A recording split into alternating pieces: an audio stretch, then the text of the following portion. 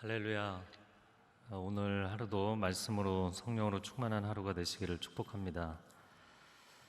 네, 새벽에 함께 이렇게 하나님 은혜를 나누게 돼서 감사합니다. 제가 수요예배 때도 한번 말씀드렸는데요. 마스크 쓰시기가 답답하시겠지만 마스크를 이렇게 잘 써주시기 바랍니다.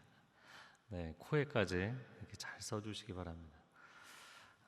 저희가 예배 드리면서 뒤에 문을 열어놓는 것은 이 코로나 감염이 비말 전파로 이루어지기 때문에 이 에어컨이 돌면 사실 훨씬 전파력이 강합니다. 그래서 이 비말이 무거워서 1m도 안 가는데 에어컨을 틀면은 8m를 간대요. 네, 모르셨죠? 그래서 저도 어제 이제 퇴근하면서 라디오 통해서 들었는데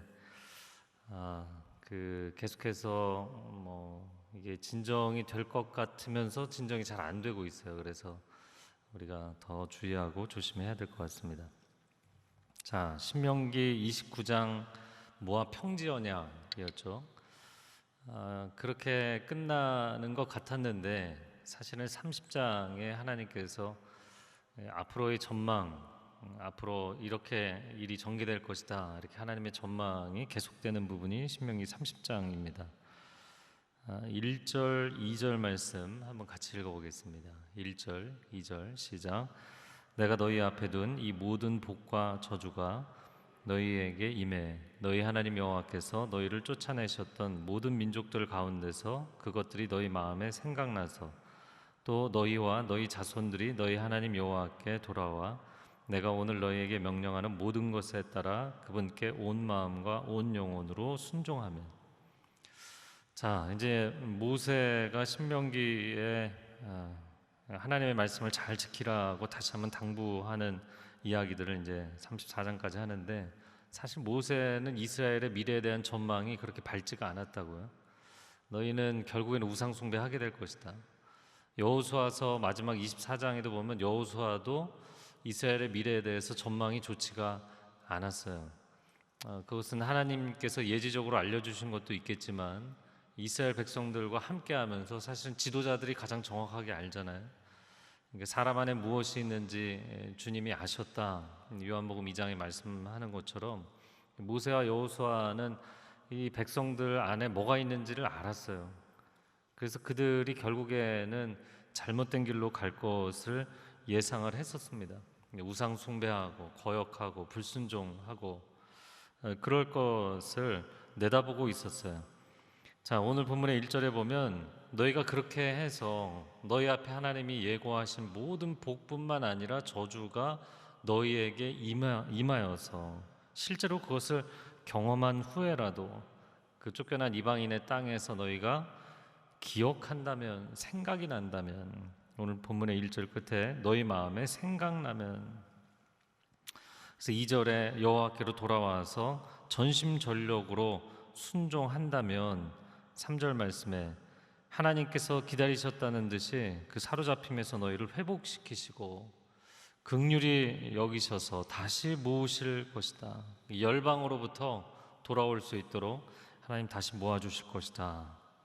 그리고 5절 말씀에 보면 너희 조상들이 차지했던 그 땅으로 데려오실 것이고 5절 하반절에 너희 조상들보다 더욱 번성하게 하실 것이다.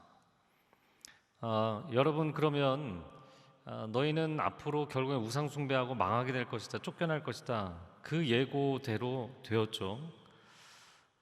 그러면 너희가 그 땅에서라도 다시 기억을 하고 하나님께 돌아온다면, 하나님께로 돌아오면 고국으로 돌아오게 될 것이다. 이 예언대로 되었나요? 안 되었나요? 네, 이것도 예언대로 되었죠. 이것도 예언대로 됐습니다. 제가 지난 주일에 그 숫자에 대한 이야기를 했었는데요. 400이라는 숫자가 이스라엘 역사에서 굉장히 중요하잖아요. 성경 역사에서 400년이라는 그 애굽에서의 고통, 또 40일 정탐, 40년 광야 생활, 그리고 400년의 사사시대, 이스라엘 왕조도 놓고 보면 한 400년 어간입니다. 400년이라고 볼 수 있어요.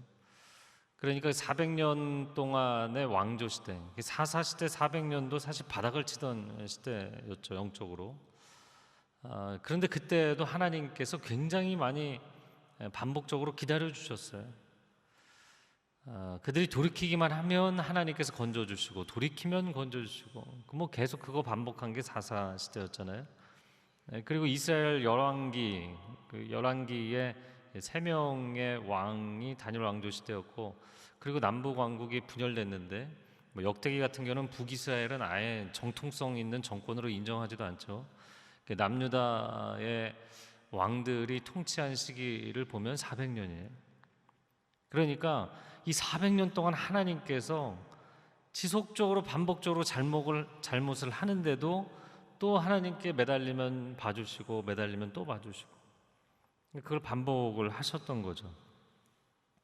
800년 동안을 그 백성 이스라엘이 불순종함에도 불구하고 얼르고 달래가면서, 사실 뭐 다윗 왕 때, 요시아 때, 요아스 때, 히스기야 때, 그 정도 빼고는 사실 그렇게 내세울 만한 시대들이 없고 많이 하나님께 불순종했죠.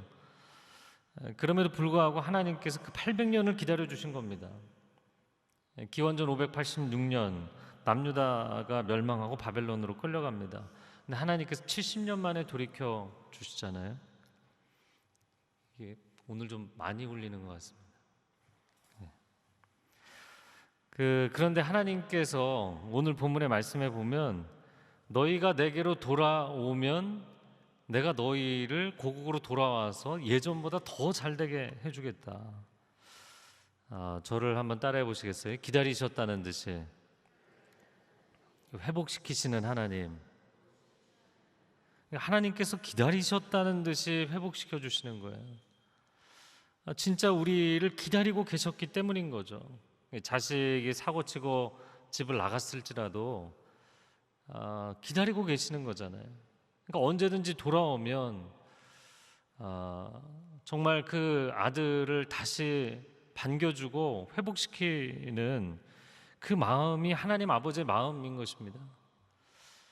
그러니까 여기서 1절 하반절에 너희 마음에 생각나서, 이렇게 생각나서, 그러니까 내가 왜 이렇게 반복해서 신명기 잔소리를 하느냐, 이거는 너희가 혹여나 그때 가서라도 생각이 난다면, 귀에 못이 박히도록 얘기해서 생각이 난다면, 이런 표현이죠. 그러나 또 한 가지는, 그렇게 잔소리를 하셨던 하나님의 의중, 하나님의 마음이 어떤 것이었는지가 기억이 난다면, 제가 전에도 한번 나눴었잖아요. 그 한 성도님 어머님 장례식에 갔었는데, 다 예배가 끝나고 나서 그 성도님 하시는 말씀이, 어머니께서 그렇게 생전에 바르게 살라고, 건강 잘 돌보라고 잔소리를 많이 하셨는데, 제가 지금 가장 그리운 게 어머님의 잔소리입니다. 아무도 저의 인생에서 어머니만큼 저를 걱정해 주시고 사랑해 주신 분은 없었다고. 이제 더 이상 저에게는 잔소리를 해 주실 분이 없다. 제가 그게 굉장히 기억에 남습니다. 그러니까 하나님의 마음이 이런 마음이셨구나. 나를 정말 잘 되라고, 나를 소중하게 돌봐주시는 마음으로. 그럼 그 잔소리하면 또 자식들은 맨날 짜증내잖아요. 그 짜증내는 소리를 들으시면서도 또 계속 잔소리를 하잖아요. 그러니까 그렇게 사실 어떻게 보면 제대로 감사한 반응을 보이지 않아도, 부모님께 사랑의 표현으로 보답하지 않아도 싫은 소리를 들으시면서도 계속 잔소리를 하시잖아요. 신명기가 계속 그런 내용입니다. 그런 하나님의 마음을 너희가 깨닫게 된다면, 돌아와서 하나님 앞에 순종할 때 하나님께서 너희를 고국으로 돌아오게 해주실 것이다. 할렐루야. 그래서 하나님께 돌아가는 것이 축복입니다. 자, 6절 말씀 한번 읽어볼까요? 6절 시작. 너희 하나님 여호와께서 너희 마음과 너희 자손들의 마음에 할례를 베푸시고, 너희가 그분을 너희 온 마음과 온 영혼으로 사랑하게 하셔서 너희를 살게 하실 것이다.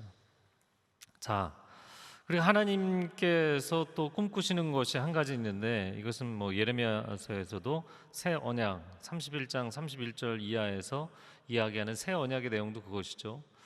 말씀이 이렇게 지면에 아니면 뭐 석비에 새겨지는 것이 아니라 신비에 새겨지는, 우리 내면에 새겨지는, 그래서 하나님의 영이 우리 가운데 임재하셔서 이제 장차 있을 성령 시대를 이야기한 것이죠. 그래서 말씀이 우리 안에 들어와서 말씀을 그냥 내가 이렇게 대상으로 객체로 읽고 따르는 게 아니라 내 마음 안에 그 말씀이 있어서 그 말씀대로 살고자 하는, 내가 그 말씀에 대해서 애정을 갖고 그 말씀대로 살고자 하는 그런 차원이 오게 될 것이다. 오늘 본문의 6절에서는 그걸 마음에 할례를 베푸신다. 그러니까 언약을 외적으로 그냥 입으로만 하는 것이 아니라 우리 마음 가운데 하나님의 언약의 표시가 있다. 그래서 진심으로 온 마음과 온 영혼으로, 신명기 6장에 온 마음과 온 뜻과 정성 다해 하나님을 사랑하라, 이거 아무리 얘기해도 안 되던 백성들이 진짜 그거를 하게 되는 날이 오게 될 것이다. 여러분, 이 일은 예수 그리스도의 십자가의 놀라운 은혜, 하나님의 최고의 은혜를 체험해야만 가능한 줄로 믿습니다. 그리고 성령님의 내주 충만하심을 체험해야만 가능한 것입니다. 그래서 장차 있을 하나님의 역사인 것이죠.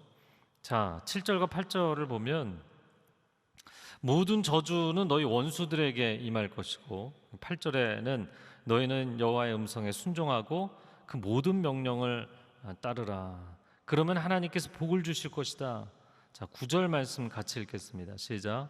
그러면 너희 하나님 여호와께서 너희 손으로 하는 모든 일과 내 몸의 열매와 너희 가축들의 새끼들과 너희 땅의 열매를 풍족하게 하실 것이다. 여호와께서 너희 조상들을 기뻐하셨듯이 너희 번영으로 인해 다시 기뻐하실 것이다. 아멘. 이 말씀대로 이루어지기를 축복합니다. 자, 이게 무슨 말씀이냐면 계속해서 심판에 대한 이야기를 했잖아요. 28장에 축복에 대한 이야기는 14절, 심판에 대한 이야기는 54절, 거의 4배를 저주에 대한 이야기를 계속했죠. 그거 묵상 저희가 다 했고, 그리고 29장에서도 사실 우울한 전망을 가지고 계속 얘기했죠. 그리고 30장에 들어와서 그러나 그런 밑바닥에 떨어졌어도 너희가 돌아오면 하나님은 다시 복을 주실 것이다. 할렐루야. 심판 얘기를 뭐 계속 하다가 여기서 이제 축복에 대한 말씀을 합니다.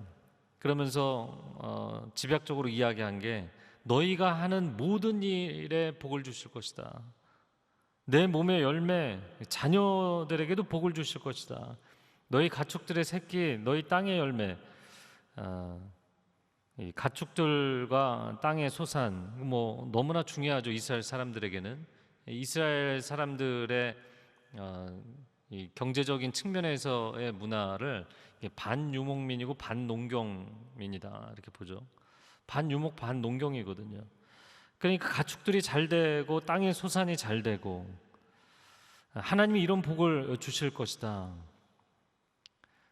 그러면 이제 할렐루야 해피엔딩으로 끝나야 되는데, 여러분 예언서들을 보면 제가 예언서에서 가장 많이 반복한 이야기가 모든 예언들이 이중적인 경우가 참 많다. 가까운 미래에 대한 예언, 먼 미래에 대한 예언.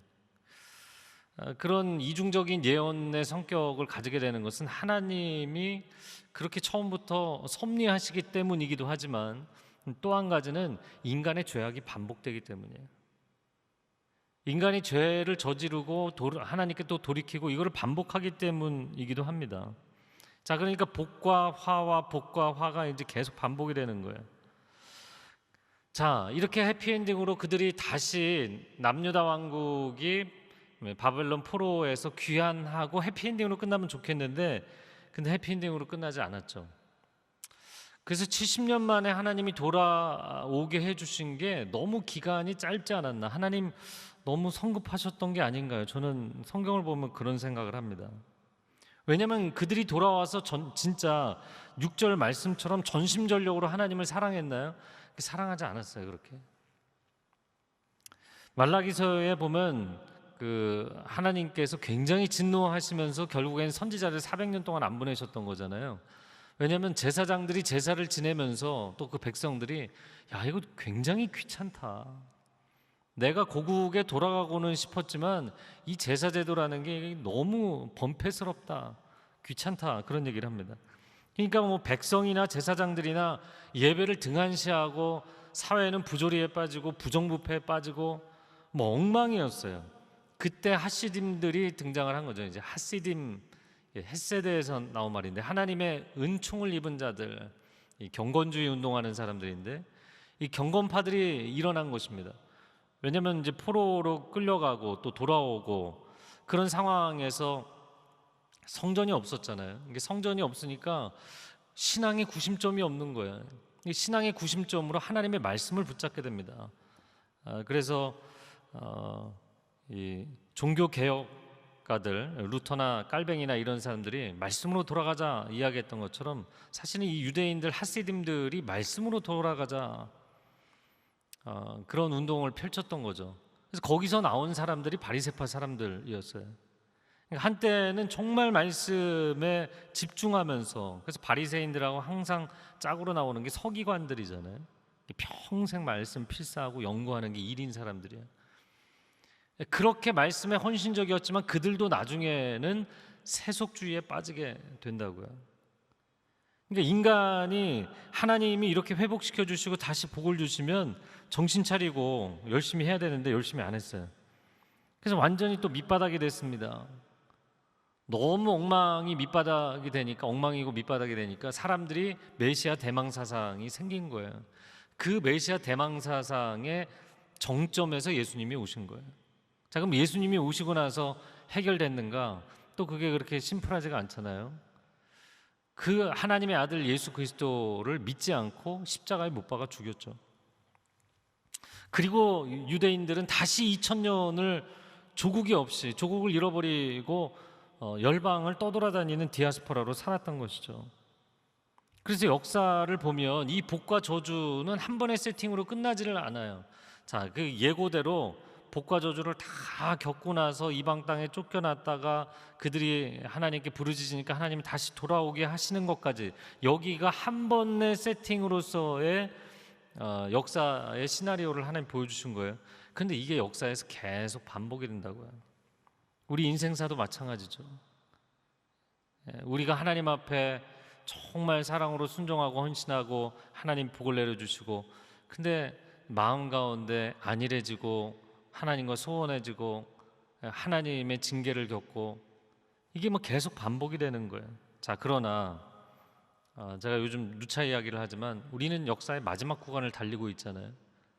복과 화가 더 이상 반복되지 않는 구간에 마지막에 들어서게 될 것입니다. 그리고는 끝이 올 거예요. 제가 누가복음의 탕자의 비유 얘기할 때 그 탕자의 비유에서 놀라운 점은 돌아오는 아들을 받아준 아버지가 아니다. 그 아들이 사고 칠 걸 알면서도 아버지가 죽기 전에 유산을 내놓으라고 그 사고 칠 아들에게 유산을 준 아버지가 놀랐고, 그 아들이 사고 칠 걸 알면서도 집을 나가는 거를 가만히 놔둔 아버지가 놀랍다. 그런 얘기 많이 했었죠. 자, 아들이 돌아왔어요. 그리고 해피엔딩으로 끝나느냐는 거죠. 제가 지금 이스라엘 역사 얘기했어요. 한 가정사에서도 그런 아들이 돌아왔어요. 그러면 그 아들이 정말 집에 와서 착실하게 살고 인생이 해피엔딩으로 끝나느냐? 그게 아닌 경우가 많다는 거예요.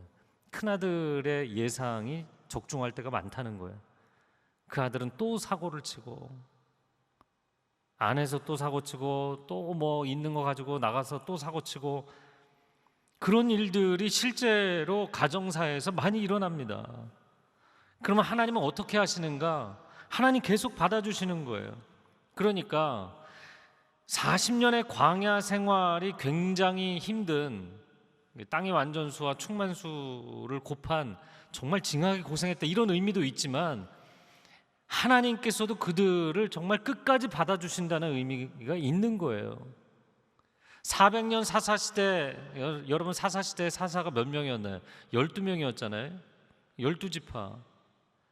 그러니까 이스라엘 백성들은 400년 동안 끊임없이 하나님께 거역하고 우상 숭배를 하는데 하나님은 그들을 끝까지 받아주신다는 의미가 있는 거예요. 400년 동안 분열왕국 시대 남유다 왕국이 400년 지속했잖아요. 정말 끊임없이 불순종하고 우상 숭배를 하잖아요. 왕이 몇 명이었나요? 왕이 20명이었잖아요. 완전수가 2번 더해진 거죠. 굉장히 상징적인 개념들로 계속 이어지는 것입니다. 하나님이 끝까지 받아주시는 거예요. 끝까지. 그러나 우리가 오늘 찬양했잖아요. 여호와께 돌아가자. 우린 돌아서도 그는 변치 않네.